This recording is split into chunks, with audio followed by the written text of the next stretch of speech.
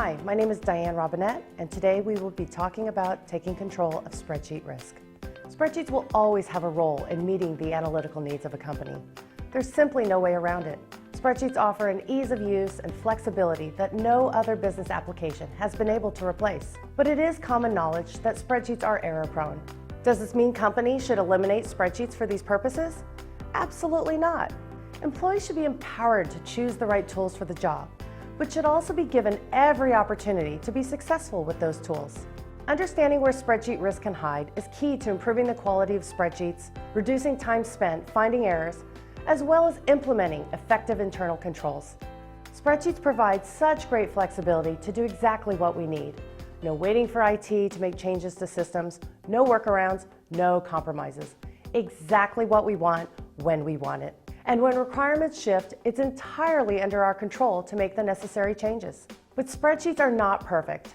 Alone, they provide little to no protection against data corruption, no data validation or error checking, and the larger the spreadsheet, the higher the risk. Spreadsheet risk can be grouped into 4 categories. Formula errors, which are caused by formula discrepancies.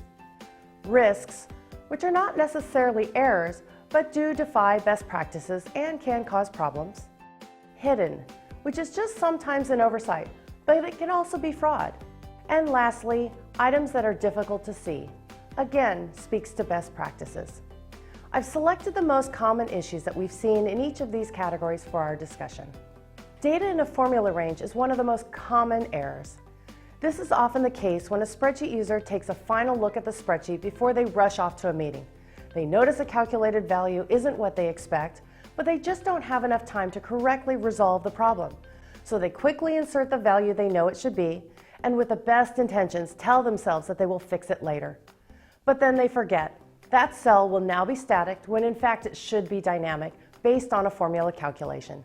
Constant in a formula is also a common concern. Typically, we see the constants 7, 12, 365 built into formulas. Issues can arise when, for example, a calculation changes from a daily calculation to a monthly calculation, and not all the relative formulas are modified. Best practice states that constants be contained in one location in the spreadsheet. When it comes to hidden information, whether that's a row, a column, or a sheet, what is important to know is that just because information is hidden, it is only hidden from your view. The information is still being included in the calculations. Lastly, some of the most difficult items to see in a spreadsheet are external references, or worse, missing external references. When referenced external workbooks are no longer available, Excel is not able to update the appropriate calculated values. Spreadsheets don't need to be the enemy. Taking a methodical approach to understanding where risk may hide is the first step in managing spreadsheet risk across your organization.